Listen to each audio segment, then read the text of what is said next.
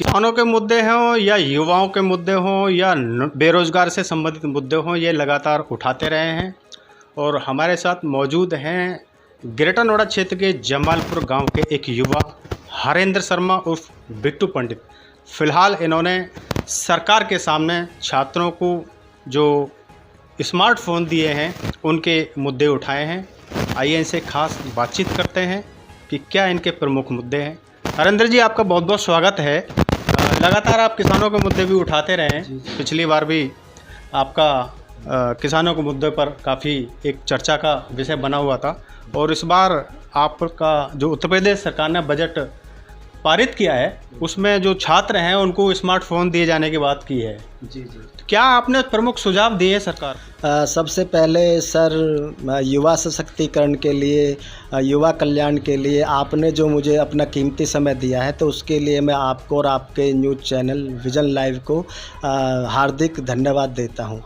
Sir, अभी उत्तर प्रदेश सरकार द्वारा 22 अगस्त को प्रदेश के 25 लाख युवा छात्रों को निःशुल्क स्मार्टफोन देने के लिए 3600 करोड़ रुपए का बजट का अनुमोदन किया, आवंटित कर दिया है। लेकिन मैंने इसमें मांग करते हुए कहा है कि निःशुल्क स्मार्टफोन देने के स्थान पर सभी छात्रों को जो फ़ोन की कीमत राशि है वो 14,400 रुपये प्रति छात्र आ रही है, तो वो उनके बैंक खाते में 14,400 रुपये दिए जाएं, ना कि स्मार्टफोन देने के स्थान पर। उसके कुछ ज़मीनी सच जो है उनको मैंने अवगत कराया है। पहला तो ये कि आज वर्तमान में शिक्षण संस्थानों में 80 से 90% पढ़ने वाले छात्रों के पास अपने स्मार्टफोन हैं। दूसरा, सरकारी योजनाओं में आम जनमानस को दी जाने वाली वस्तुओं की गुणवत्ता का अक्सर ख़राब होना है।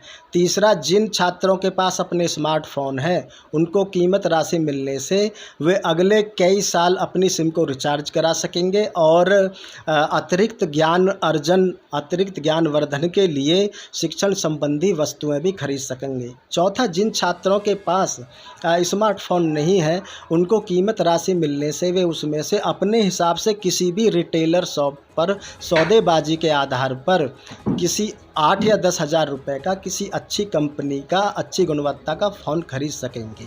तो इस आधार पर मैंने मुख्यमंत्री जी को, योगी जी को अवगत कराया है, स्थानीय सांसद डॉक्टर महेश शर्मा जी को ज्ञापन देकर, और जिलाधिकारी श्री मनीष वर्मा जी के माध्यम से भी ज्ञापन देकर, और प्रधानमंत्री जी को भी अपना मांग पत्र देकर 28 अगस्त को अवगत कराया है, जिसे 29 अगस्त को उत्तर प्रदेश सरकार के मुख्य सचिव को यथोचित कार्रवाई के लिए प्रेषित कर दिया गया है। सर, क्या आश्वासन मिला है आपको? तो अभी तो सर उस पर अंडर प्रोसेस है, यानी कि भेज दिया है प्रधानमंत्री कार्यालय से भी उत्तर प्रदेश सरकार के मुख्य सचिव को। तो अब मुझे ये है कि अपने गौतम बुद्ध नगर के जितने भी मीडिया बंधु हैं उनके माध्यम से अवगत कराना है कि ये सब हो। अगर ऐसा नहीं हुआ, धनराशि बैंक में नहीं पहुंची, तो 3600 करोड़ में से 1000 करोड़ या 1200 करोड़ की बंदरबाट होना निश्चित है सर, क्योंकि ये जो ठेकेदारों को जो दिए जाते हैं बैठे के बांटने के या जैसे भी हैं, तो उस आधार पर मैंने जो 3-4 अवगत कराया ज़मीनी स्तर से, तो इसलिए कि ये छात्रों का पैसा है। 3600 करोड़ रुपए अगर प्रदेश सरकार ने आवंटित किया है तो 25 लाख युवा छात्रों का पैसा है, और वो पूरा का पूरा पैसा 25 लाख युवा छात्रों को मिलना चाहिए, और वो तभी मिलेगा जब 14,400 रुपये प्रति युवा छात्र के बैंक खाते में धनराशि ट्रांसफ़र की जाए। सर, अभी आप बंदरबाट की बात कर रहे हैं, जो 25,000 छात्र हैं उनको पैसे की 25 लाख छात्र हैं, उनको आप पैसे की बात करें, तो क्या सारा पैसा मिल पाएगा? कई बार देखा जाता पेंशन की योजना, दूसरी योजना है, वो सारा पैसा आ ही नहीं पाता। लोग चक्कर काटते रहते हैं, अधिकारियों के दफ्तरों के चक्कर काटते रहते हैं। सर, ऐसा है, ये आवंटित हो गया 3600 करोड़ रुपए आवंटित कर दिया है, 3600 करोड़ फंड आवंटित हो गया है। तो ये तो पैसा अब छात्रों का हो चुका। जब आवंटित हो गया, फंड इतना आवंटित कर दिया है उत्तर प्रदेश सरकार की कैबिनेट द्वारा, मुख्यमंत्री जी के नेतृत्व में जो भी है, तो वो तो अब छात्रों का पैसा होगा सरकारी सहायता के तौर पर, जो जन कल्याणकारी योजना के आधार पर उत्तर प्रदेश सरकार दे रही है। तो इसलिए जब आवंटित 3600 करोड़ हो गया तो 3600 करोड़ जैसे और जन कल्याणकारी योजनाओं का सीधा खाते में पैसा दिया जाता है, चाहे वो विधवा पेंशन हो या वृद्धावस्था हो या और भी जो भी हैं, अब इनका लाडली योजना या जो भी सामूहिक विवाह का पैसा भी खाते में सीधा ट्रांसफ़र होता है। तो इसी आधार पर 25 लाख युवा छात्रों को प्रति छात्र हर बैंक खाते में 14,400 रुपये ट्रांसफ़र किए जाएं उत्तर प्रदेश सरकार द्वारा। अच्छा, जिन छात्रों पर स्मार्टफोन है ही नहीं तो आप कह रहे खाते में पैसा आ जाएगा, वो फ़ोन खरीद लेंगे, तो कैसे हो पाएगा संभव? नहीं, जब पैसा उनके बैंक खाते में आ जाएगा सर, जब जेब में पैसा हो जाएगा तो आदमी कुछ भी खरीद लेगा ना, कुछ भी कर लेगा। जब पैसा ही जेब में नहीं तो खरीदेगा कहाँ से? जब 14,400 रुपये उनके बैंक खाते में आ जाएगा तो वो, मैंने कहा ना कि सौदेबाजी के आधार पर रिटेलर शॉप जो होती हैं छोटे बाज़ारों में, तो सैमसंग का भी 8-10 हज़ार में आ जाता है, और अच्छी कंपनियां इंडियन मेड हैं उनका भी आ जाएगा, और उसमें कई हज़ार रुपए जो है 2-4-5 हज़ार रुपये राशि बच भी जाएगी। तो अगले 2-3 साल वो सिम भी तो रिचार्ज कराना है फ़ोन चलाने के लिए, और सिम रिचार्ज होगी और फिर शिक्षण संबंधी वस्तुएं भी खरीद लेंगे अपने अतिरिक्त ज्ञानवर्धन के लिए। अच्छा, आप किसानों के मुद्दे पर भी लगातार संघर्ष करते रहे हैं। आपने किसान सम्मान निधि के लिए भी आपने काफ़ी संघर्ष किया, सरकार के सामने मांगों को उठाया है। तो ये जो छात्रों का जो ये स्मार्टफोन का जो मुद्दा है, ये दिमाग में आपके में कैसे बात आई? ये सर, ये जब 22 अगस्त को ये मतलब किया सरकार ने, 23 को अगले दिन सभी राष्ट्रीय अखबारों में आ गया, तो 25 अगस्त को अचानक से एकदम अंतर्मन से जो प्रेरणा मिलती है कुछ अच्छा करने के लिए, तो दिमाग में मैं रिसर्च भी करता हूँ, फील्ड वर्क करता हूँ कुछ अच्छा करने के लिए, बड़ा करने के लिए।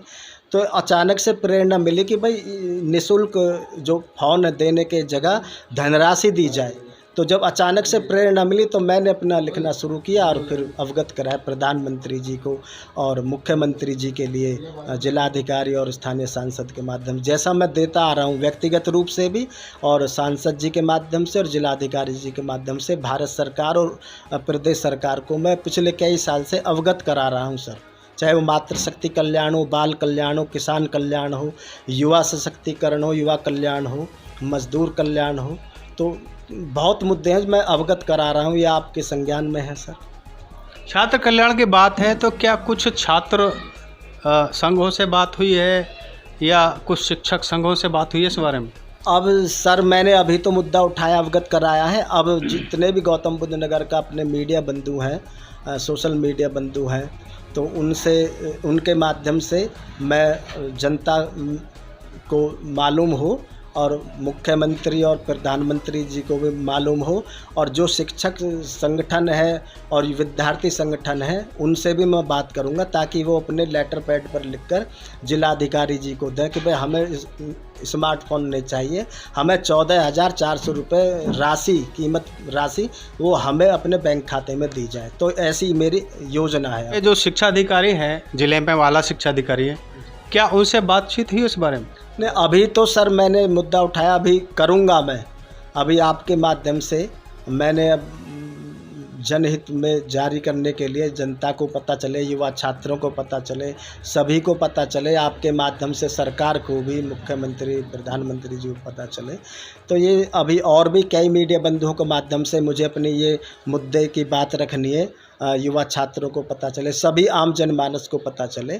तो मैं उसके साथ फिर सबसे जो संगठन है, युवा छात्र हैं और भी युवा संगठन है, तो उनसे मैं बात करूंगा भाई इस पे जो जनहित जन कल्याण के लिए आप आगे आएँ, युवा छात्रों से भी, शिक्षकों से भी। आप हमारे चैनल के माध्यम से क्या अपील करना चाहते हैं प्रधानमंत्री से या उत्तर प्रदेश के मुख्यमंत्री से और शासन प्रशासन से? तो मैं प्रधानमंत्री जी से और मुख्यमंत्री योगी जी से यही कहना चाहता हूँ आपके चैनल से कि जो ये योजना अभी शुरू की है, स्मार्टफोन देने के लिए 3600 करोड़ का बजट लागू किया है, आवंटित कर दिया है, तो उसमें फ़ोन देने के स्थान पर प्रति छात्र 14,400 रुपये जो उनके हिस्से में आ रहा है वो पैसा उनके बैंक खातों में दे दिया जाए। यही अपील करता हूँ आपके माध्यम से प्रधानमंत्री नरेंद्र मोदी जी से और मुख्यमंत्री आदित्यनाथ योगी जी से और उत्तर प्रदेश सरकार कैबिनेट से।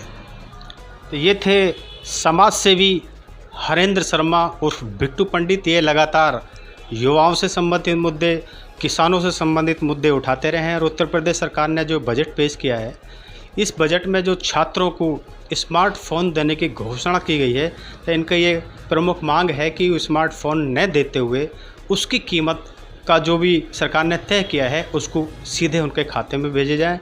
और ये यदि खाते में भेजा जाएंगे तो कई तरह से ये दूसरी जो सामग्री है या बैग है या दूसरी चीज़ है उसमें भी प्रयोग किए जा सकते हैं।